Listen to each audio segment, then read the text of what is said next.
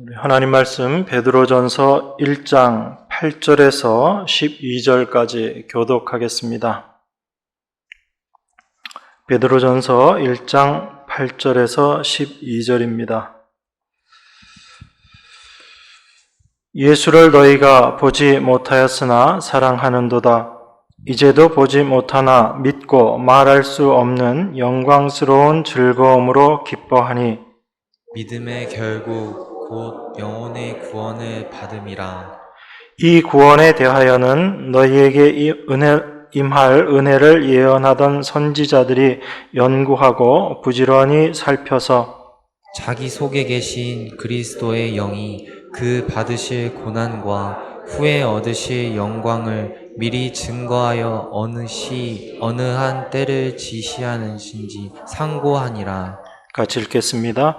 이 섬긴 바가 자기를 위한 것이 아니요 너희를 위한 것임이 계시로 알게 되었으니 이것은 하늘로부터 보내신 성령을 힘입어 복음을 전하는 자들로 이제 너희에게 고한 것이요 천사들도 살펴보기를 원하는 것이니라.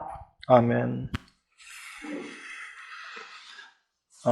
우리가 믿는다라고 이야기합니다. 이렇게 믿는다라고 이야기할 때 이 믿음이 누구의 믿음인가, 이 믿음의 주체가 누구인가라는 것을 우리가 올바로 알고 있어야지 됩니다. 여러분들이 믿는다라고 이야기할 때 그 믿음이 나의 믿음입니까? 아니면 예수님의 믿음입니까? 예수님의 믿음이죠.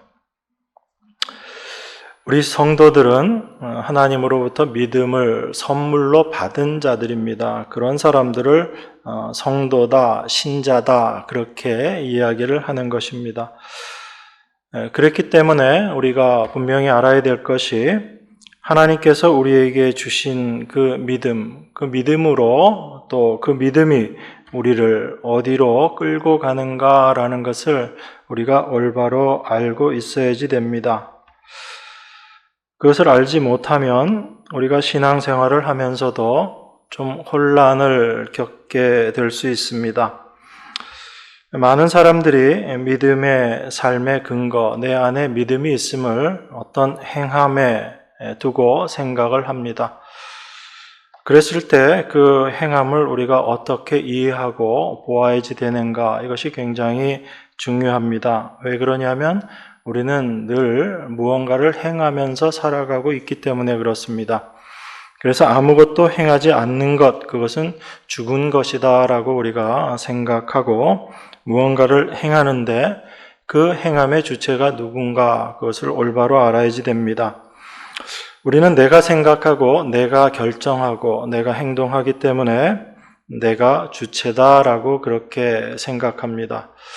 그래서 내 믿음을 생각하고 다른 사람의 믿음을 생각할 때도 우리가 믿음의 행함, 신앙의 행위라는 것을 생각하고 그러한 것들이 드러나게 될 때 믿음이 있다. 또한 내 자신을 평가할 때도 나에게서 어떤 행함이 있게 되면 그것을 믿음이 있다라고 그렇게 생각합니다. 그러다 보니까 우리가 믿음과 행함이라는 것을 생각하면서 그 주체가 누구인가에 대해서 자꾸 혼돈하게 되는 것입니다. 우리들이 많이 생각하는 신앙의 행위라는 것이 대표적인 것이 주일 예배 참석하고 그리고 기도하고 말씀 보고 전도하고 그런 것들을 우리가 생각할 수 있습니다. 그런데 우리가 날마다 매주 이렇게 예배에 참석하는 것, 이것이 나의 믿음의 행함이다라고 생각했을 때 과연 이것이 내가 행하는, 내가 주체가 되어서 행하는 것인가라는 것을 우리가 생각해 볼 필요가 있습니다. 나는 내가 아침에 결정하고 내가 움직여서 주일 예배에 참석하는 것이지라고 그렇게 생각합니다. 그래서 내가 혹여 참석하지 못하게 되면 죄책감에 빠지게 되기도 하고 또한 그러한 것으로 말미암아 내 삶의 여러 가지 것들을 판단하고 평가하기도 합니다. 그런데 과연 이것이 나의 행위, 내가 주체가 되어서 하는 행함이다라고 우리가 생각할 수 있는지 한번 따져볼 필요가 있습니다. 여러분들 기도라는 것도 여러분들 원하는 대로 기도가 잘 되어지던가요? 안 되어지던가요? 내가 기도해야지, 내가 이런 마음인데 내가 기도해야지 라고 생각하더라도 그 원대로 뜻대로 되어지지 않는 것이 기도다라는 것을 여러분들이 인정할 수밖에 없습니다. 그것은 내적인 부분이기 때문에 좀 혼란스러울 수 있겠지만 겉으로 드러나는 여러분들이 오늘도 이렇게 아침에 예배 참석하셨는데 그 예배 참석한 것이 과연 내가 주체가 되어서 한 행동인가 라는 것을 생각해 보면 사실 그렇지 않다라는 것입니다. 여러분들이 갑자기 몸이 아프게 되면 예배 참석할 수 있어요? 없어요? 참석할 수 없죠.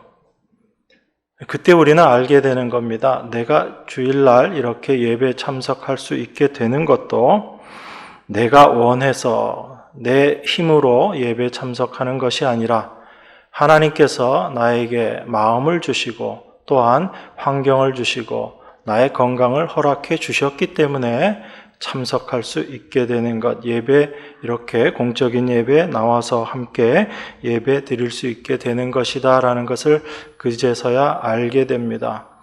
그러니까 우리가 일상적으로 생각하고 있었던 그 모든 것들이 사실은 하나님께서 그것들을 허락해 주시고 그렇게 할 수 있도록 환경을 만들어 주셨기 때문에 가능한 거죠. 그래서 우리가 행한다라고 생각하지만 사실 그 모든 것들을 주관하고 계시는 분은 하나님이시다라는 것을 우리가 알고 있어야지 되는 것입니다. 또 그렇게 얘기 드리면 내가 죄 짓는 것도 하나님께서 허락하시고 하나님께서 환경을 허락하신 거 아니냐, 그렇게 생각하는 분들이 혹 계시더라고요. 그건 잠시 사탄이 그런 생각을 넣어준 거죠.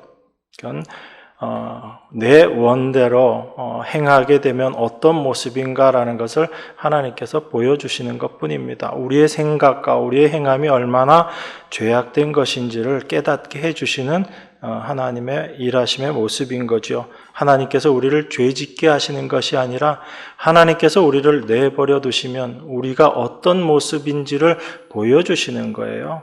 네, 그래서 우리가 잘 분별할 필요가 있습니다. 그래서 믿음이라는 것은 항상 우리를 어떤 자리로 끌고 가게 되냐면 우리의 행함을 부인하는 자리로 끌고 가게 되는 것이 믿음입니다. 그것이 하나님께서 우리에게 허락하신 믿음이에요. 그런데 그 하나님의 믿음이 아닌 내 안에서 내가 만들어낸 믿음은 항상 나의 행함만을 의지하게 되고 그 행함을 가지고 내 의를 삼게 되는 그 모습으로 가는 겁니다. 그러니까 시작이 어떻게 되느냐에 따라서 그 결국의 모습이 그렇게 달라지는 거예요.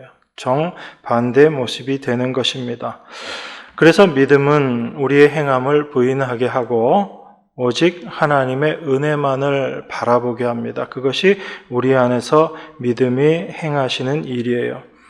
그리고 그 모든 것들이 하나님으로 말미암아 된 것임을 깨닫게 하는 것입니다. 이처럼 하나님의 일하심만을 바라보게 하는 것, 이것이 믿음이 이끌어가는 삶입니다.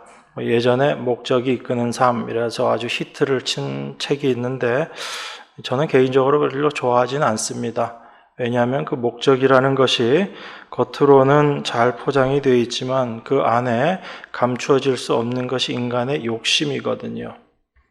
그래서 내 욕심을 아주 잘 포장을 해서 그걸 목적화시키고 그걸 추구하면서 살아가는 인간의 모습이 사실 보여지기 때문에 저는 그렇게 썩 좋아하지는 않습니다. 중요한 것은 하나님께서 주신 그 믿음이 우리를 어떤 위치로 어떻게 끌고 가는가라는 것을 여러분들이 날마다의 삶을 통해서 경험하고 확인해야지 되는 것입니다. 그래서 우리의 참된 현실은 믿음에 이끌려 살아가고 있는 모습, 이것이 우리의 참된 현실인 거예요. 내가 결정하고 내가 결심하고 결단해서 살아간다라고 생각하지만 믿음이 우리를 끌고 가고 있는, 믿음이 우리를 인도해서 그 믿음이 원하는 바를 이루어내는 것, 이것이 성도의 삶인 것입니다. 그렇기 때문에 성도의 삶 가운데 시련과 시험과 고난이라는 것도 우리가 거부할 수 없게 되는 것입니다. 내가 결정해서 내가 원해서 살아가지는 삶이라면 우리는 그것을 피하려고 노력도 해보고 거기서 벗어나려고 애를 쓰기도 하지만 하나님께서 그 믿음 안에서 가지고 있는 그 목적을 가지고 우리를 인도하시는 삶이라면 그 삶 가운데 다가오게 되는 고난이나 시련이라는 것, 이것은 우리가 어찌할 수 없는 것이다 라는 것입니다. 다만 그 모든 일들을 통해서 하나님은 우리 안에 하나님의 뜻을 세우시고 그 하나님의 뜻을 이루어 가시는 것입니다. 그 결국이 바로 온전한 하나님으로 말미암은 구원이라는 것, 그리고 그 구원이라는 것이 온전히 하나님만 의지하는 자로 만들어 내시는 것, 이것이 하나님의 일하심이다라는 것을 기억해야지 됩니다. 베드로 사도가 하나님의 백성 성도들을 흩어진 나그네다라고 이야기하고 그 나그네로서의 삶의 어려움들, 고난들을 이야기하는 그 목적이, 그 의도가 거기에 있는 것입니다. 성도 너희들은 너희 원대로 너희 뜻대로 살아갈 수 있는 자들이 아니다라는 것을 우리에게 깨닫게 해주시고, 비록 그 시련이나 고난이 임한다 할지라도 그 모든 것들을 힘입어서 참된 하나님의 백성 만들어 가시는 하나님의 일하심의 과정이다라는 것을 우리로 하여금 깨닫게 하시는 것입니다. 그럴 때 그 고난도 우리에게는 기쁨으로 다가올 수 있는 거죠. 그게 성도가 이 세상을 살면서 세상이 알지 못하는 것, 알지 못하는 기쁨을 누리는 성도의 삶이다 라고 그렇게 생각할 수 있는 것입니다. 사도는 성도에 대해서 이렇게 이야기합니다. 지난 시간에 저희들이 살펴본 내용이죠. 하나님의 미리 아심을 따라서 성령의 거룩하게 하심으로 예수 그리스도의 핏부림을 얻은 자, 핏부림을 얻는 자라고 그렇게 이야기합니다. 그런데 이 모든 것들이 우리들의 노력, 우리들의 열심, 우리와 애씀, 우리의 수고가 아니라 하나님의 긍휼로 주어지는 것이다 라고 그렇게 사도가 이야기합니다. 그 하나님의 긍휼하심이 어떻게 나타났는가 하면 바로 예수 그리스도의 죽으심과 부활하심으로 하나님의 긍휼이 드러나게 되고 그것으로 말미암아 우리가 거듭나게 되었다라고 사도가 이야기합니다. 그래서 하나님의 그 긍휼, 그 하나님의 은혜를 우리가 이해할 때도 올바로 이해해야지 됩니다.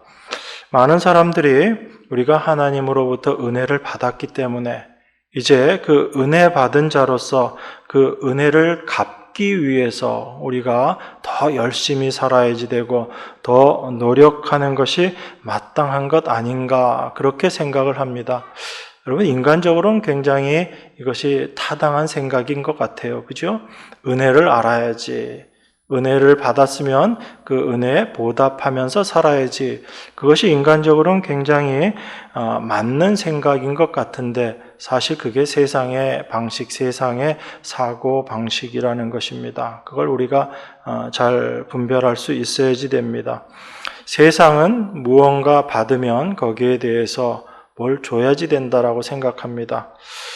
제가 예전에 미국에서 공부하고 그쪽에서 지낼 때 주변에서 도와주시는 분들이 여러분들 계십니다. 왜냐하면 유학생들 생활이 뻔하기 때문에 도와주시는 분들이 많아요. 그러면 사실 저희들 입장에서는 그냥 감사하게 받으면 되는데 또 그렇지 못한 그 묘한 마음들이 있어서 뭐라도 이렇게 주시면 나중에 그거 그냥 못 돌려드리고 우리가 할 수 있는 것 뭐 조그만 거라도 보태서 이렇게 드리고 했는데 사실 그렇게 드리는 것을 그분들이 또 그렇게 기쁘게 받으시는 것 같지 않더라고요. 그래서 제가 그런 생각을 했습니다. 그냥 주는 건 감사하게 은혜로 받자. 그게 오히려 주는 사람을 더 기쁘게 하는 것이구나라는 걸 저희가 생각을 했습니다. 여러분들도 좀 그럴 필요가 있어요. 하나님 앞에서는 여러분들이 좀 뻔뻔하셔야 될 필요가 있습니다.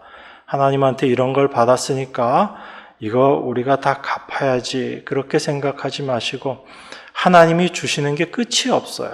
무한한 은혜입니다. 그러니까 여러분들이 평생을 받아도 다 못 누리는 것이 하나님의 은혜예요.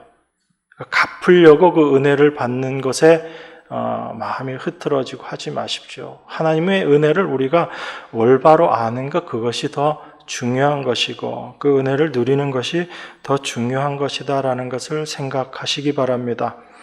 여러분, 우리가 뭘 내놓는다고 하나님께서 기뻐하시겠어요? 우리가 내놓을 수 있는 것은 하나님 이거 주셔서 감사합니다 라는 그 감사함밖에 없는 거예요. 그걸 자꾸 내가 감사한 마음을 이렇게 표현해야지 라고 생각해서 뭔가를 하려고 하는 것, 그것이 오히려 하나님께는 탐탁지 않은 것일 수 있다라는 것을 여러분들이 생각하셔야지 됩니다.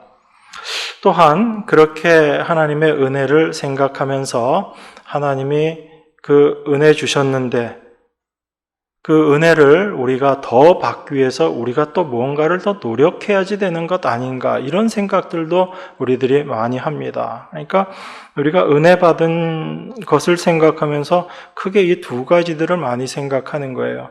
은혜 받았으니까 그걸 갚기 위해서 노력해야지 되고, 또 한편으로는 더 많은 은혜를 얻기 위해서 우리가 애쓰고 노력해야지 된다라는 그런 생각들을 많이 하게 됩니다.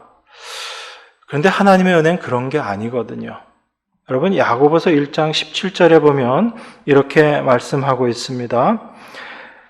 각양 좋은 은사와 온전한 선물이 다 위로부터 빛들의 아버지께로서 내려오나니 그는 변함도 없고 회전하는 그림자도 없으시느니라. 뭐라고 되어 있죠? 땅의 것이 아니라 각양 좋은 은사와 온전한 선물이 다 위로부터 빛들의 자녀, 빛들의 아버지께로부터 내려온다. 우리들에게 내려온다라고 그렇게 이야기합니다. 그 하늘의 것들이 하나님으로부터 우리에게 내려오는데 모든 좋은 은사와 그 모든 선물들이 하나님께로 옵니다. 그런데 그 하나님이 어떤 분이신가 하면 변함도 없고 회전하는 그림자도 없으시다라고 이야기합니다. 여러분, 우리는 사계절이 있고 시간이 날마다 바뀌기 때문에 그림자의 위치가 늘 바뀌죠. 이 세상에 변화되는 모습입니다. 그런데 그렇게 변함도 없고 회전하는 그림자도 없다라는 것은 변하지 않는다는 이야기죠. 하나님의 이 은혜는, 그리고 하나님의 그 은혜 주심은 변하지 않는 것이다라는 얘기입니다. 그걸 여러분들이 올바로 기억하셔야지 됩니다. 그렇기 때문에 더 많은 선물 받기 위해서 애쓰고 노력하는 것이 아니라 하나님께서 우리에게 주시는 것이 무엇인지를, 그 풍성함을 더 올바로 알고 누리는 것이 성도의 참된 모습입니다. 그런 의미에서 좀 뻔뻔해지라는 이야기예요. 그러니까 낯짝이 두꺼워져서 그렇게 살아라라는 얘기가 아니라 하나님께서 주시는 그 은혜가 무엇인지를 알고 그걸 누리는데 담대하시라는 얘기입니다. 쭈뼛쭈뼛하지 마시고, 하나님은 그 모든 걸 주시기를 원하시고 이미 주셨어요. 우리가 그것을 눈이 띄어져서 올바로 바라볼 수 있어야지 됩니다. 그러니까 우리가 하나님께로부터 말미암은 구원을 얻었다라는 것은 바로 그 은혜를 받는 자리에 들어갔다라는 것을 여러분들이 기억하셔야지 됩니다. 내가 은혜를 받기 위해서 애쓰고 노력하는 것이 아니라 은혜 받는 자리에 내가 이미 들어갔다라는 것을 여러분들이 아시고, 그러면 구원받고 난 이후에는 우리가 무엇을 해야지 되는가, 그것을 분명히 알아야죠. 그것이 무엇인가 하면 바로 하나님의 그 은혜가 얼마나 크고 풍성한 것인지를 날마다 더 깊이 알아가게 되는 것입니다. 그 하나님의 무한하신 은혜를 여러분들이 날마다의 삶을 통해서 더 알아가야지 되는 것입니다. 그런데 하나님께서 그 은혜를 더 깨닫게 하시고 더 온전하게 누리게 하시기 위해서 우리가 얼마나 은혜 받을 수 없는 존재인지를 깨닫게 해주시는 거예요. 그래서 성령께서 우리 안에서 죄가 무엇인지를 날마다 깨닫게 해주시는 거예요. 이건 우리로 하여금 맨날 죄책감에 쌓여서 살아가게 하시는 것이 아니라 나라는 존재가 어떠한지를 깨닫게 하심으로 이러한 나에게, 이러한 저주 받을 수밖에 없는 나에게 임하신 하나님의 은혜가 얼마나 크고 놀라운 것인가, 그것을 우리로 하여금 더 깊이 깨닫게 하시는 하나님의 은혜의 손길, 은혜의 일하심이다라는 것입니다. 그래서 우리가 그 하나님의 은혜를 더욱더 깊이 깨달아 가는 것이고, 나는 하나님의 은혜가 아니면 도무지 살 수 없는 존재구나라는 것을 깨달아 가는 것, 그것이 성도의 삶이다라는 것입니다. 그러니까 여러분들이 내가 무엇을 하려고 하는 그 생각을 내려놓으세요. 내가 하려고 해도 할 수도 없을 뿐 아니라 또한 내가 무엇을 한다 하더라도 그것은 하나님께서 나에게 뜻을 두시고 하나님께서 행하실 때는 우리가 그 일들을 또 다 감당할 수 있게 되는 것입니다.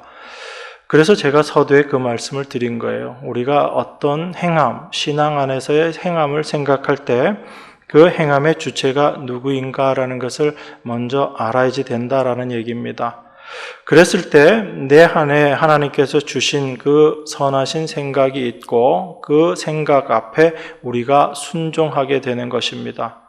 그렇지 않으면 내가 주인이 되어 있으면 내가 잘하면 이것은 내 의가 돼서 아주 목이 뻣뻣해지고 내가 잘 못하면 주눅 들어서 고개를 숙이고 살아가는 그런 모습으로 신앙생활을 할 수 있기 때문에 그렇습니다. 근데 신앙생활은 그런 게 아니거든요.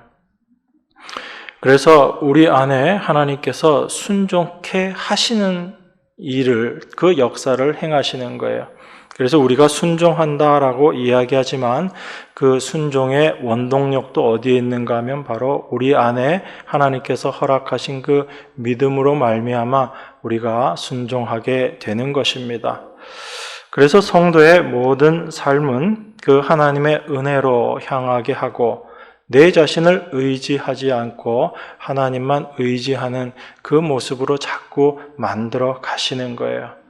그래서 내가 무엇을 했다 하더라도 그것이 내가 아니요 내 안에 계신 하나님의 은혜가 그 모든 일들을 이루어 내었다라고 그렇게 고백하고 있는 것입니다.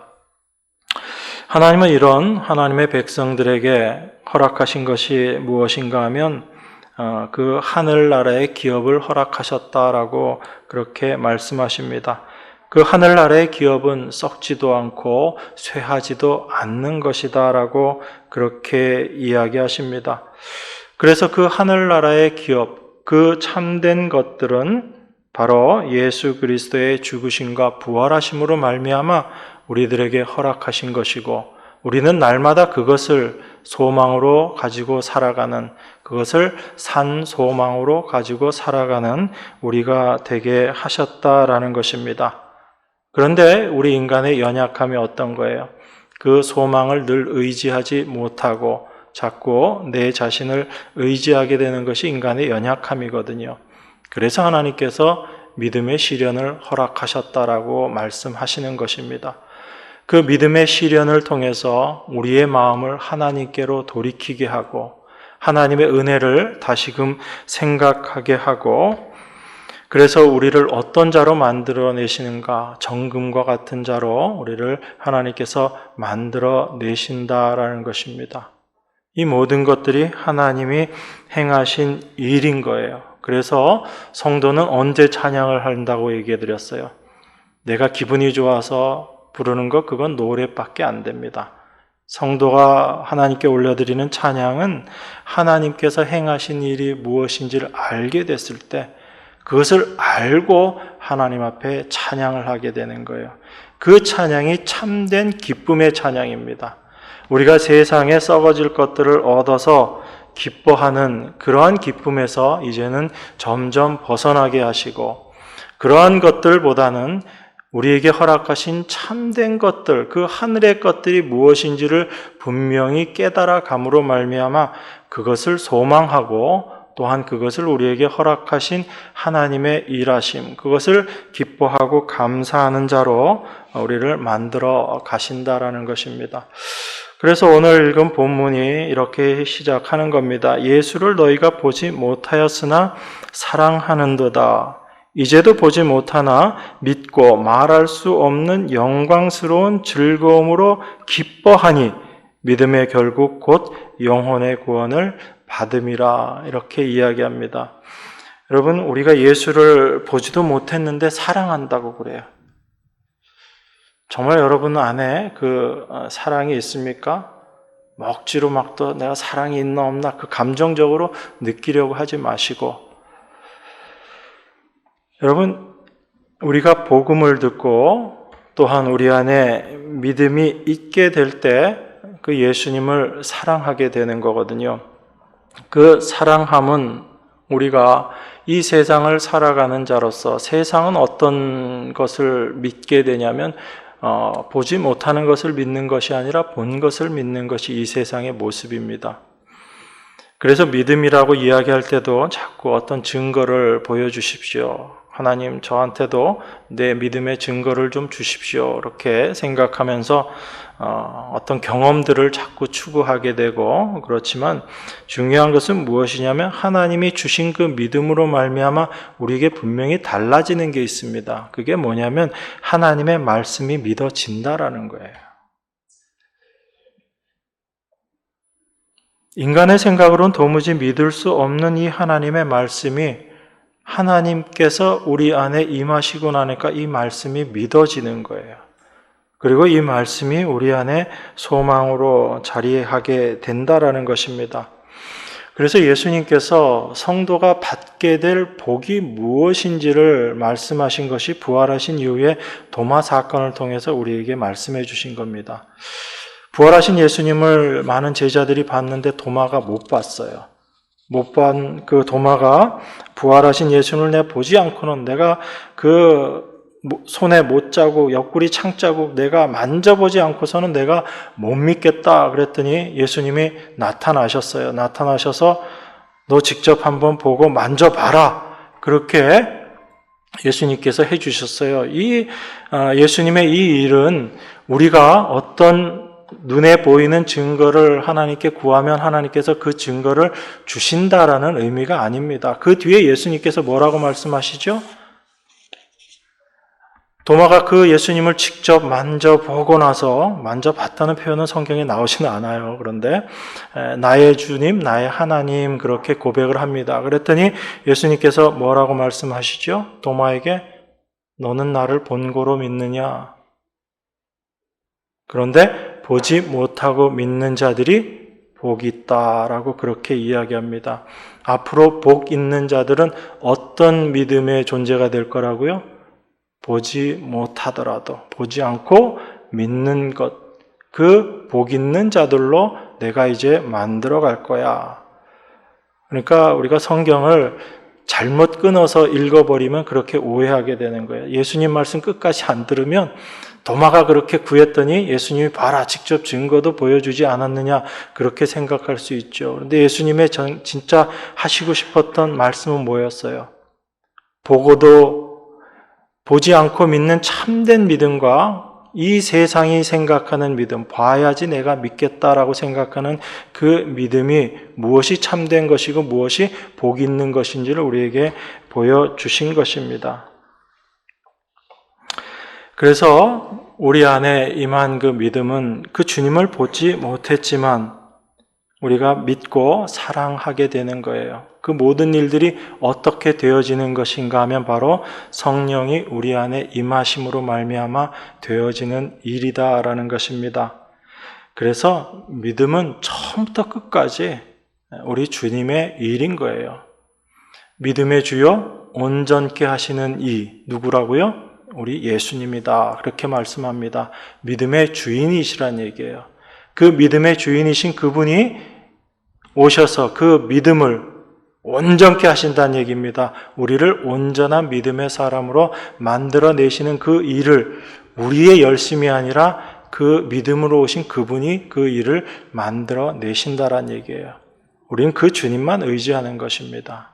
그것이 믿음의 사람이다라고 이야기합니다. 그 믿음이 우리에게 어떻게 임하게 되었는가, 그 믿음이 어떤 것인가에 대해서 오늘 본문이 이야기하고 있습니다. 10절부터 제가 읽겠습니다. 이 구원에 대하여는 너희에게 임할 은혜를 예언하던 선지자들이 연구하고 부지런히 살펴서 자기 속에 계신 그리스도의 영이 그 받으실 고난과 후에 얻으실 영광을 미리 증거하여 어느 시 어떠한 때를 지시하시는지 상고하니라. 이 섬긴 바가 자기를 위한 것이 아니요 너희를 위한 것임이 계시로 알게 되었으니 이것은 하늘로부터 보내신 성령을 힘입어 복음을 전하는 자들로 이제 너희에게 고한 것이요 천사들도 살펴보기를 원하는 것이니라. 여러분 9절에 보면 믿음의 결국 곧 영혼의 구원을 받음이라 라고 그렇게 이야기합니다. 이 믿음의 결국 영혼의 구원이라는 것은 아까 말씀드렸던 그 온전케 되는 그 믿음, 그로 말미암은 구원함, 그것을 이야기하는 것입니다. 그 구원의 온전함이 어떠한 것인가, 그것에 대해서 그 구원에 대해서 하나님의 은혜를 예언하던 선지자들이 연구하고 부지런히 살폈다라고 그렇게 이야기합니다. 여러분 여기서 이야기하는 선지자는 구약의 선지자들이죠. 그죠? 구약의 선지자들이 그렇게 이야기했다라는 것입니다. 근데 우리가 일반적으로 알고 있는 구약의 선지자들은 어떤 말들을 했던 사람이에요? 하나님의 말씀을 선포하고 그 말씀대로 살지 못하면 심판을 받는다라고 그 심판을 선언했던 사람들이 선지자들입니다. 그런데 그 선지자들이 은혜를 예언했다라고 지금 베드로 사도가 그렇게 이야기합니다. 그러니까 그 선지자들이 하나님의 심판을 이야기했지만 그 심판을 받을 수밖에 없는 우리들에게 하나님의 은혜가 어떻게 임했는가를 또한 선포했다라는 이야기죠. 그래서 그 선지자들의 말 속에서도 하나님의 은혜의 말씀들이 늘 함께 하는 것입니다. 그런데 그 구약의 선지자들이 열심히 살펴본 것이 무엇인가 하면 우리에게 임할 은혜가 무엇인지를 살피게 되었다라는 얘기입니다. 선지자들이 하나님께로부터 받은 말씀이 있습니다. 그 말씀을 이스라엘에게 선포하고 이스라엘의 삶의 모습을 살펴봤더니 도무지 이스라엘이 하나님의 은혜를 받을 수 없는 자였잖아요. 심판받을 수밖에 없는 자들이었다라는 것입니다. 우리가 잘 아는 신명기에 모세 입을 통해서 하나님께서 말씀하셨죠. 너희들이 이렇게 하면 복받을 것이고 그리고 뒤에 너희들이 또한 이렇게 하면 저주받을 것이다 라는 그 말씀이 신명기에 나옵니다. 여러분들 그 말씀 보시면서 여러분들 스스로가 복받을 자라는 생각이 들어요? 아니면 저주받을 자다라는 생각이 들어요? 그 말씀대로 보면 우리는 다 저주받을 수밖에 없는 자들이거든요. 그 어떤 말씀이라도 우리가 다 온전히 지켜내지 못하면 저주를 받는다라고 되어 있거든요. 그래서 우리가 100가지 중에 99가지를 지켜도 한 가지를 지키지 못하면 우리는 저주받을 수밖에 없다라는 것이 성경이 이야기하고 있는 내용입니다. 그런데 그런 이스라엘을 하나님께서 진멸하지 않으시는 거예요. 멸해버리시지 않는 것입니다. 그 모습들을 보면서 구약의 선지자들이 하나님의 은혜가 무엇인지를 예언하기 시작한 거예요. 그래서 그 선지자들의 말 안에 동일하게 하나님의 은혜가 함께하고 있더라라는 것입니다. 그것을 사도는 어떻게 이야기하냐면 그들 스스로의 힘으로 알게 된 것이 아니라 그 선지자들이 연구하고 부지런히 살펴서 11절입니다. 자기 속에 계신 그리스도의 영이 그 받으실 고난과 후에 얻으실 영광을 미리 증거하여 어느 시 어떠한 때를 지시하시는지 상고하니라. 이렇게 이야기합니다. 그 선지자들에게 누가 임했다고 그래요? 보니까 그리스도의 영이 임했다라고 이야기합니다. 성령이 임했다라고 이야기하는 거죠. 여러분, 지금 여기 구약의 선지자들이잖아요. 구약의 선지자들인데 그들에게 누가 임했다고요? 그리스도의 영이 임했다라고 이야기합니다. 우리의 시간 개념으로는 도무지 안 맞죠.